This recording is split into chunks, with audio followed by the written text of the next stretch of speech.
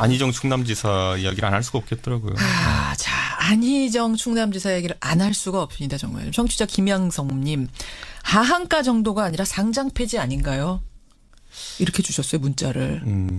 사실 정치인의 정치적 제기라는 거는 워낙 그것도 변화무쌍하기 때문에 저는 뭐 그런 표현까지는 쓰지 않겠습니다만은 어쨌든 선거를 지금 100일 딱 앞두고 나서 이제 발생한 일이기 때문에 예. 선거 변수가 될 수 있겠다라는 생각과 더불어서 정치적으로 볼 때는. 그것 때문에 이제 민주당이 더 이제 강력하게 나오고 있는 거 아니냐. 사실 누가 봐도 안희정 지사는 지난 경선의 성적만 보더라도 가장 유력한 여권의 차기 대권 주자였거든요. 물론이죠. 그런데 바로 이제 언론 보도가 있은 지 1시간여 만에 이제 제명 조치를 출당 결정. 이게 굉장히 전격적인 조치입니다. 지금까지 우리 살펴보면은 이런 일이 발생한다 하더라도 최소한 이제 그 제기된 의혹 당사자의 소명까지는 이제 들어보는 절차가 보통 있는데 물론 이번에도 그런 절차를 사후적으로 밟긴 하겠지만은 선언적으로 이제 언론에 발표한 게 뭐냐면 제명 및 출당 조치하겠다라는 거였거든요. 저는 윤당이 이번 사태를 심각하게 인식하고 있다는 건 처음 알 수 있겠고요. 얼마나 심각하게 보면 그렇게. 둘째는 다른 미투 사건과 좀 다르게 뭐냐면은 굉장히 근접한 시점, 한 일주일 전까지도 그 피해자가 피해를 당한 사실이 있다는 것 때문에 처음부터 애초에 나올 때부터 보통 이제 미투 사건의 보통 해명이 뭐냐면은 제가 잘 기억이 나지 않습니다였는데 맞아요. 그게 안 되다 보니까 굉장히 전격적으로 처리된 감이 좀 있습니다. 알겠습니다. 허 소장님 어떻게 보세요? 이런 문제는 뭐 선거나 당의 문제가 아니고요. 결국 그 인간 본성에 대한 어떤 질타를 할 수밖에 없는 것이기 때문에 안희정 지사가 뭐 전적으로 책임져야 될 문제고 당도 뭐 이렇게 감사하거나 그래야 할 이유가 전혀 없는 거죠. 여기에는 뭐 어떤 그 없이 원칙적으로 대응하는 것이 맞다. 그렇게 봅니다. 그럼 이제 새벽 무렵에 뭐 지사직 사퇴 이야기가 나왔다 하는데요.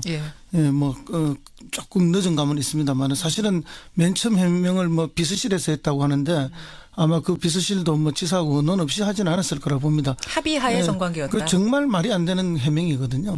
그래서 지사직 사퇴와 뭐 정계 은퇴는 너무나 당연한 수순이다. 너무나 당연한 수순. 그럼 아까 청취자 한 분이 이거 상장 폐지될 정도 아니냐라는 것에 동의하세요? 정치인으로서 상장 폐지. 폐지죠. 폐지입니까? 그리고 실제로 충남도민뿐만 아니라 대선 후보까지 나섰던 사람이기 때문에 국민 전체에게 주는 충격이 얼마나 크겠습니까? 굉장히 큽니다. 자, 그러면 본인만 폐지입니까? 지방선거에까지 큰 영향을 줄 수 있을 것이 아직도 사실은 상당히 남았는데 아까 이준석 위원장은 줄 거다. 허 소장님은 냉정히 어떻게 보세요? 줄 거라고 봅니다. 왜냐하면은 이게 적극 지지층이 있고 또는 소극적 지지층이 있지 않습니까? 그렇죠. 이 소극적 지지층 중에서는 일부가 지지를 철회할 가능성들이 있다.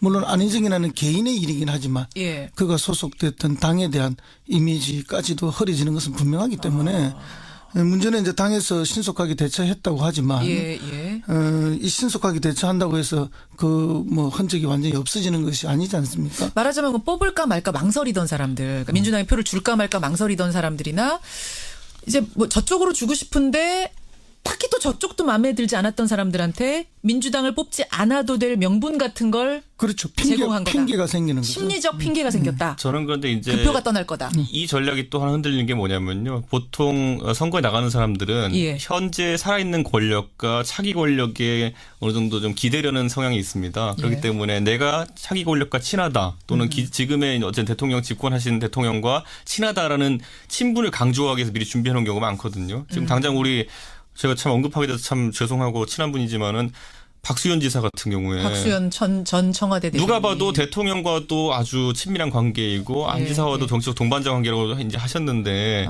그 상황 속에서 이제 한쪽 날개가 이제 날아가 버린 거거든요. 그렇기 때문에 선거 전략을 짠 데 있어가지고도 개별 후보 입장에서도 굉장히 난감한 지점이 많을 것이다. 이런 생각이 좀 듭니다. 그런데 뭐 선거를 떠나서 있을 수 없는 일이 벌어졌고 또 피해자는 또 어떻겠습니까?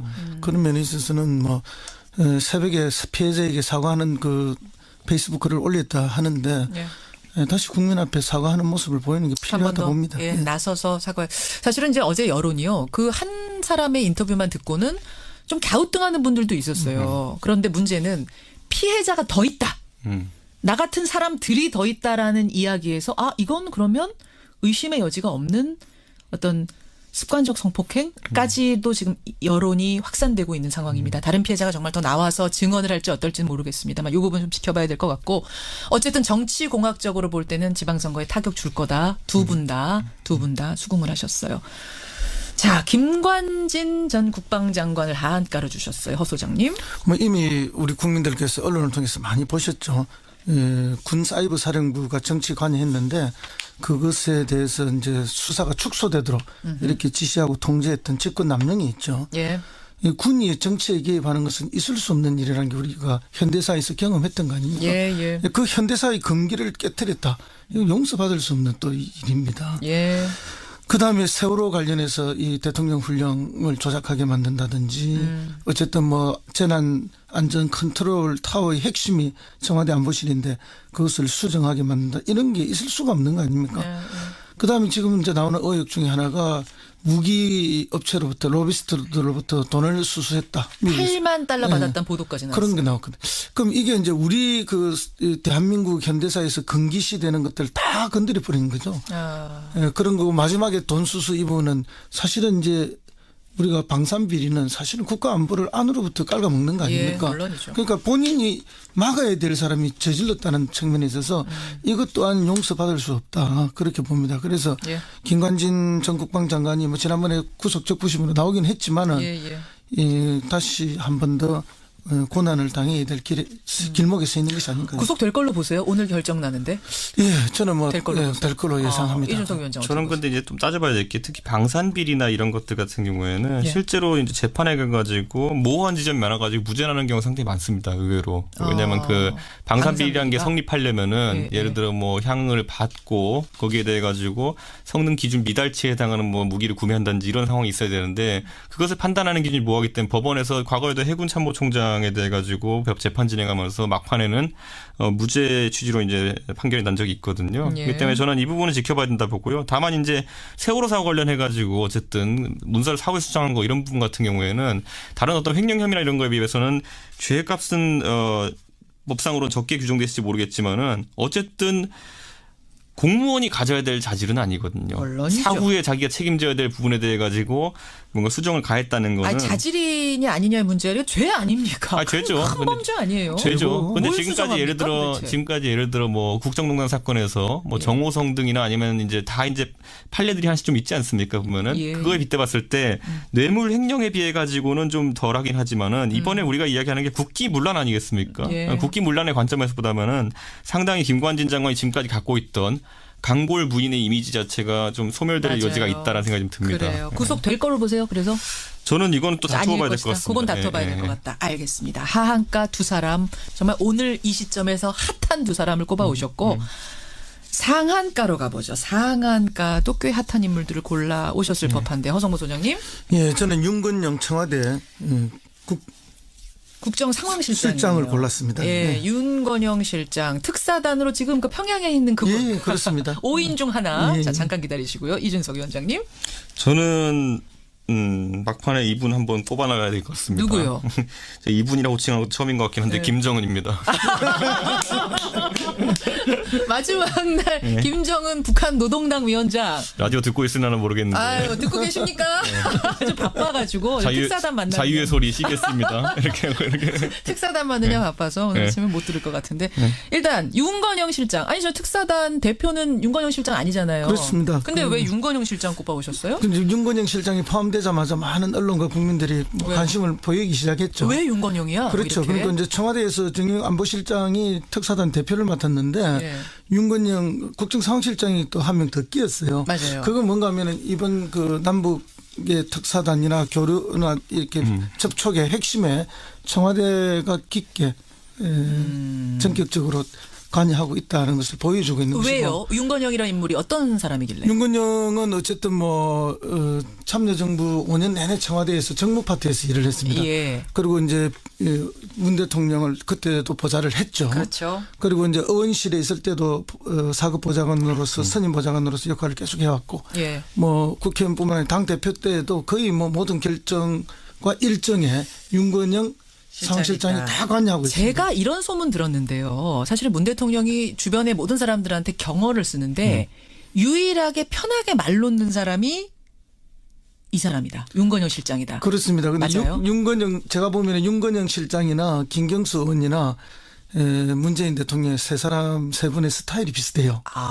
차분하고 조용하고 침착하고 뭐 어떤 특별한 상황이 발생한다 해도 흥분하거나 목소리가 달라지는 경우가 없고 이제 이 두 사람에 대해서는 대통령의 신뢰가 특별히 높고 저는 윤건영 실장하고는 그냥 일화가 하나 있는 게 제가 그 문재인 대통령께 긴급히 그 당시에 의원 시절에 연락을 드릴 일이 하나 있어가지고 제가 주변에 갑자기 연락처를 물색했어요. 누구한테 이야기하면 가장 빠르냐? 그랬더니만은 윤건영 그 당시 비서관이었던가요? 전화번호를 주면서 여기 전화번호 하면 직통이다. 전화하니까 직통이더라고요. 진짜. 그래서 실제로 이게 대통령께서 참 아끼는 복심이다라는 인상을 그때부터 좀 갖고 있었는데 역시나 이번에 남북 정상회담 물꼬를 트는 아주 중요한 위치에서 또 신임을 하신 것 같습니다. 그거는 핵심은 이거예요. 제가 볼 때는 청와대가 북측과의 한 라인을 갖겠다. 거기에 한 라인의 청와대 측 핵심이 윤건영이다. 저는 그렇게 보는 마치 거죠. 김여정이 왔듯이 그렇습니다. 윤건영이 간 것이다. 그럼 이제 사회주의 국가에 있어서의 핵심은 그 서기국이거든요. 당의 서기국이 핵심입니다. 그럼 다 그쪽에 북쪽의 노동당 서기국과 청와대 비서실의 윤건영 사이에 일종의 이제 핵심 실무 라인들끼리 한 라인이 만들어진다. 과거에는 이제 통일부하고 통전부하고의 한 라인이 있지 않았습니까? 그럼 이 절차가 복잡해요. 왔다 갔다 해야 될 게. 그런데 이렇게 되면은 절차가 아주 편리해지는 거죠. 그리고 이제 뭐 그 과정에서 이제 숱한 실무 정보야 국정원을 통해서 되는 것이에요. 그런 의미에서 복심으로 특사단에 끼인 인물 윤건영 실장 상한가 줄 수밖에 없는 상황. 김정은 위원장. 네, 뭐 제가 김정은을 좋아해서 이렇게 했겠습니까? 김정은이 이번에는 외교적으로 전략적 성과를 좀 내고 있다라는 그러니까 북한 관점에서 봤을 때 뭐 그런 입장을 얘기하는 건데 사실 미국의 강력한 압박이 지금 이제 들어가고 있기 때문에 북한의 선택지가 상당히 좁은 상황이었는데 어쨌든 평창 올림픽 때 전격적으로 이제 그들의 이제 특사단을 파견했기 때문에 이 단계까지 오게 된 것이고 지금 보면 문재인 대통령께서 어쨌든 우리 정의용 서훈 팀을 어쨌든 미국과 중국에도 파견해가지고 이제 북한의 어쨌든 그 유화적인 제스처를 이끌어내겠다고 이제 하는 상황이기 때문에 그러니까 오늘 특사단이 우리나라에 오는데 지금 정의용 서훈 두 분은 찍고 다시 미국 간다는 거잖아요. 그렇죠. 그런데 이제 아마 그 정당 대표 회담에 배석은 해야 될 테니까 며칠 걸릴지도 모르겠지만은 바로 간다는 의미가 뭐냐면요. 전 이렇게 받아들입니다. 이번에 분명히 대통령께서 아시는 거예요. 이번에 바로 가서 서훈 원장이랑 정의용 실장이 만족할 만한 비핵화 합의를 이끌어내지 못할 것이다. 바로 한술에. 저도 그렇게 생각합니다. 그거는 바늘 허리에 실면 쓰겠습니까? 그렇죠. 그런데 그 상황 속에서 또 그 대화의 노력을 지속시키기 위해서는 결국에는 만약 그게 없으면은 성과가 없다고 나오면은 바로 트럼프 대통령이 또 센 말 할지 모르거든요. 그러니까 우리가 소위 말하는 지금은 곤란하니 조금만 기다려라. 뭐 이런 상황을 만들어 가지고 그 트럼프 대통령이 어쨌든 최대한 예우하면서 우리 협상 실무 담당자들을 당신들에게 바로 보내겠다. 이렇게 하면은 정의용 서훈팀이 미국에 가기 전까지는 적어도 트럼프 대통령이 입장을 밝히기 어려울 겁니다. 그 정도의 어쨌든 협상을 위한 시간을 벌어주시는 것도 대통령께서 이번에 대북의 서훈 그다음에 대미의 정의용 이 두 분을 엮어가지고 한 팀 만든 거는 저는 굉장히 잘하는 선택이다 이렇게 칭찬하고 싶습니다. 드림팀이라고 어제 박지원 의원이 저랑 인터뷰하면서 그랬거든요. 박지원 의원한테 뭐가 드림팀이 아니겠어요. 지금 얼마나 지금. 왜요? 정치적으로 곤란하신 상황인데 청와대랑 코드를 좀 맞출 수밖에 없겠죠. 청와대와 코드 맞추기 위해서라도 드림팀일 수밖에 없다. 본인이 가면 드림팀일 거예요. 그건 이준석 위원장 생각. 그건 지금 박지원 대표는 절박할 겁니다. 절박해요. 대북 문제가 나오면 훈수를 한 수 놓을 수 있는 분 아닙니까? 그렇죠. 이제 대북 문제가 이렇게 부각이 될 때 본인의 역할이 커지는 거죠. 자, 이렇게 해서 오늘 상한가, 하한가 두루 짚어봤습니다. 우리 청취자 문자는 지금도 계속 안희정 지사 얘기. 그렇죠. 다 지금 논평들 한마디씩 다 보내주고 계시고요. 그 가운데서도 또 허성무 소장, 이준석 위원장과의 만남을 너무 아쉬워하시는 분들이 많이 계세요. 김은숙님 그동안 두 분 수고 많으셨습니다. 계속 화이팅하세요. 이런 응원 문자 굉장히 많이 오고 두 분 그러니까 지방선거하고 지금 재보궐선거에 도전을 하시겠다고 지금 하고 오늘 그만두시는 거잖아요. 그렇습니다. 이게 방송이 원래 90일 전에 그만둬야 되는 조항이 있어가지고. 후회 안 하시겠습니까?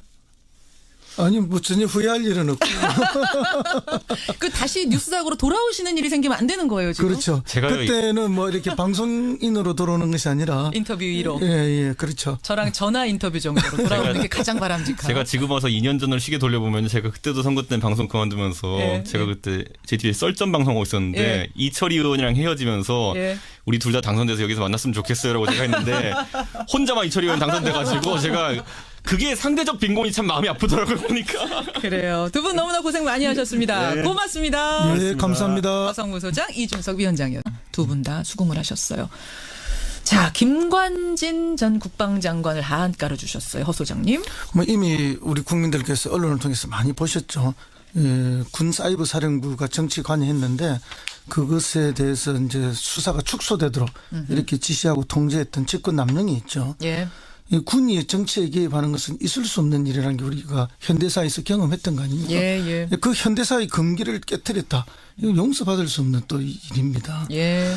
그다음에 세월호 관련해서 이 대통령 훈령을 조작하게 만든다든지 어쨌든 뭐 재난 안전 컨트롤 타워의 핵심이 청와대 안보실인데 그것을 수정하게 만든다. 이런 게 있을 수가 없는 거 아닙니까?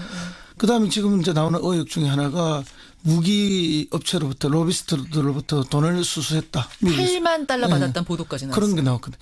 그럼 이게 이제 우리 그 대한민국 현대사에서 금기시되는 것들 다 건드려 버리는 거죠. 예, 그런 거고 마지막에 돈 수수 이 부분은 사실은 이제 우리가 방산비리는 사실은 국가 안보를 안으로부터 깔아먹는 거 아닙니까? 예, 물론이죠. 그러니까 본인이 막아야 될 사람이 저질렀다는 측면에 있어서 이것 또한 용서받을 수 없다. 그렇게 봅니다. 그래서 김관진 전 국방장관이 뭐 지난번에 구속 적부심으로 나오긴 했지만은 다시 한 번 더 고난을 당해야 될 길목에 서 있는 것이 아닌가. 구속될 걸로 보세요. 오늘 결정 나는데.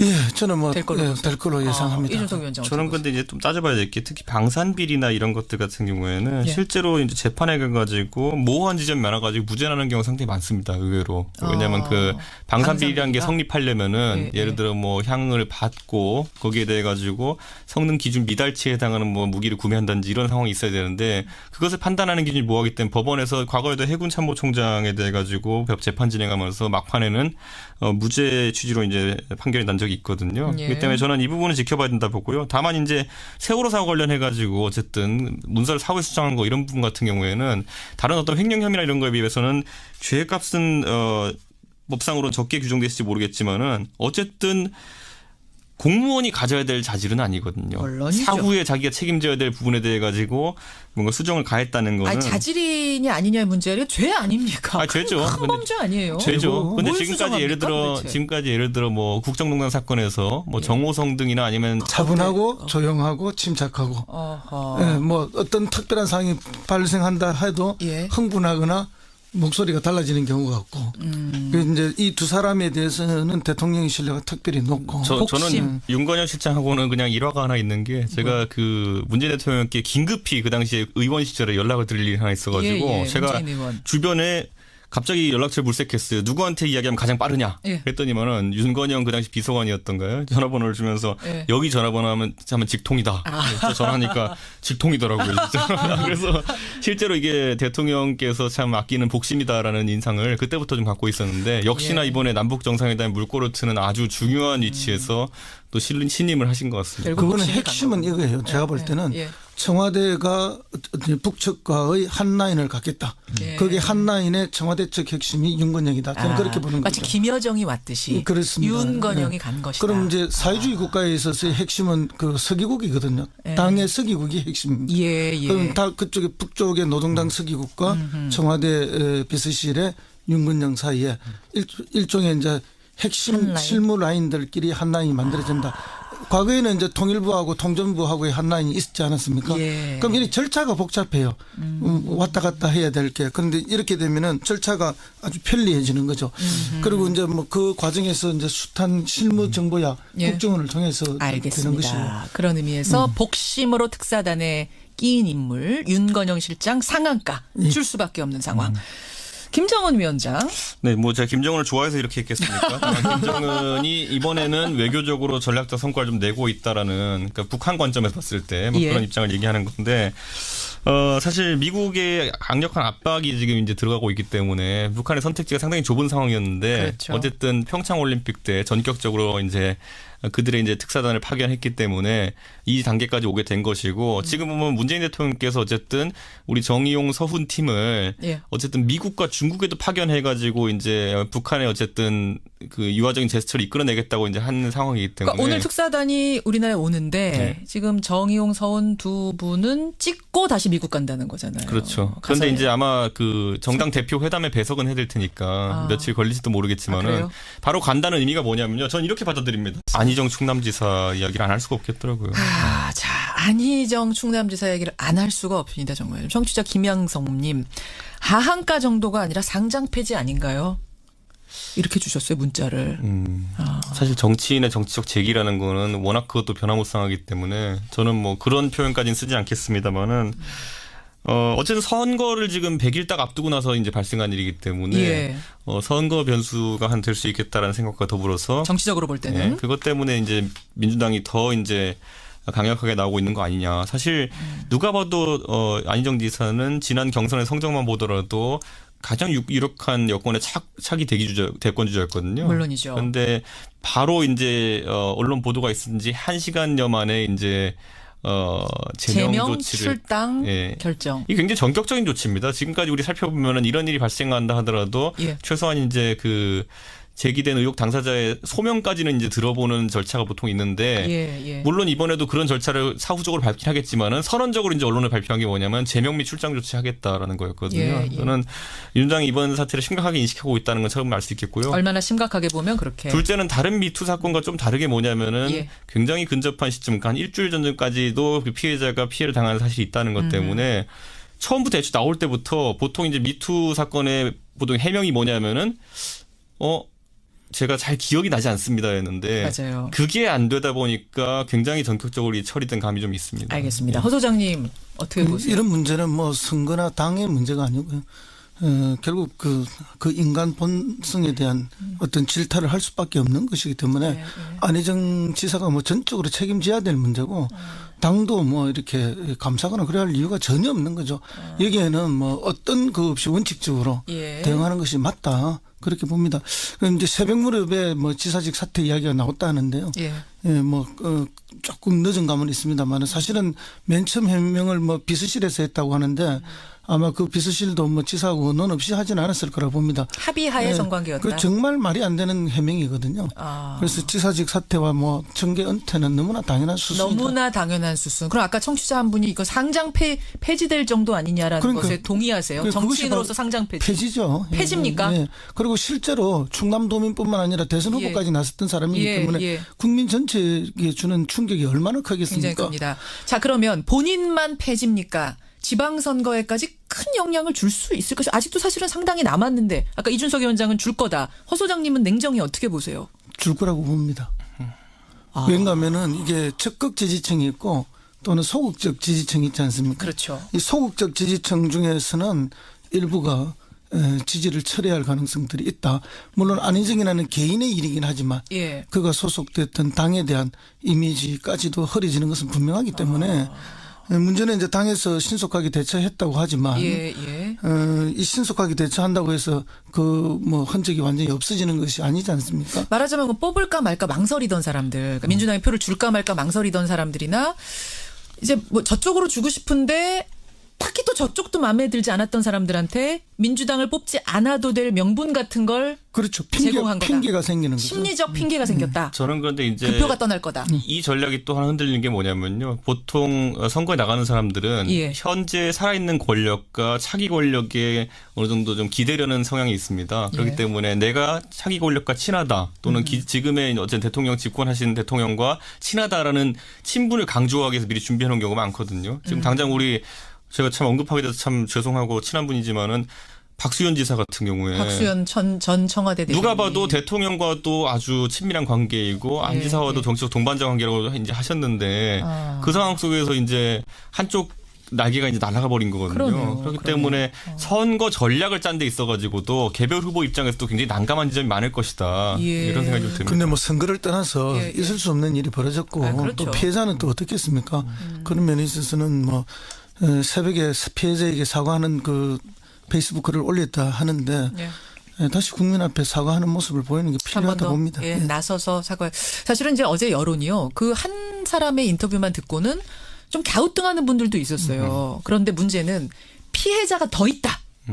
나 같은 사람들이 더 있다라는 이야기에서 이건 그러면 의심의 여지가 없는 어떤 습관적 성폭행까지도 지금 여론이 확산되고 있는 상황입니다. 다른 피해자가 정말 더 나와서 증언을 할지 어떨지는 모르겠습니다만 이 부분 좀 지켜봐야 될 것 같고 어쨌든 정치공학적으로 볼 때는 지방선거에 타격 줄 거다. 두 분 다. 이제 판례들이 하나씩 좀 있지 않습니까 보면은 예. 그거에 빗대봤을 때 뇌물 횡령에 비해 가지고는 좀 덜하긴 하지만은 이번에 우리가 이야기하는 게 국기문란 아니겠습니까? 예. 국기문란의 관점에서 보다면은 상당히 김관진 장관이 지금까지 갖고 있던 강골 부인의 이미지 자체가 좀 소멸될 맞아요. 여지가 있다라는 생각이 좀 듭니다. 그래요. 구속될 거로 보세요. 그래서 저는 이건 또 다투어봐야 될 것 같습니다. 그건 다투어봐야 될 것 같다. 알겠습니다. 하한가 두 사람 정말 오늘 이 시점에서 핫한 두 사람을 꼽아오셨고 상한가로 가보죠. 상한가도 꽤 핫한 인물들을 골라 오셨을 법한데 허성모 소장님.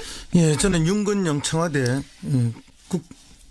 국정상황실장을 골랐습니다. 예, 네. 윤건영 실장 특사단으로 지금 그 평양에 있는 그분. 예, 그렇습니다. 5인 중 하나. 예, 자, 예. 잠깐 기다리시고요. 이준석 위원장님.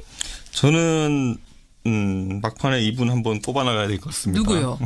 이분이라고 호칭하는 것도 처음인 것 같긴 한데 네. 김정은입니다. 마지막 날 김정은 북한 노동당 위원장. 라디오 듣고 있으려나 모르겠는데. 아유, 듣고 계십니까? 좀 바빠가지고 특사단 만나. 자유의 소리 시겠습니다. 이렇게 특사단 만느냐 바빠서 오늘 네. 아침에 못 들을 것 같은데 일단 윤건영 실장. 아니 저 특사단 대표는 윤건영 실장 아니잖아요. 그렇습니다. 근데 왜 윤건영 실장 꼽아오셨어요? 근데 윤건영 실장이 포함되자마자 많은 언론과 국민들이 왜? 관심을 보이기 시작했죠. 왜 윤건영이야? 그렇죠. 이렇게? 그러니까 이제 청와대에서 정영 안보실장이 특사단 대표를 맡았는데 예.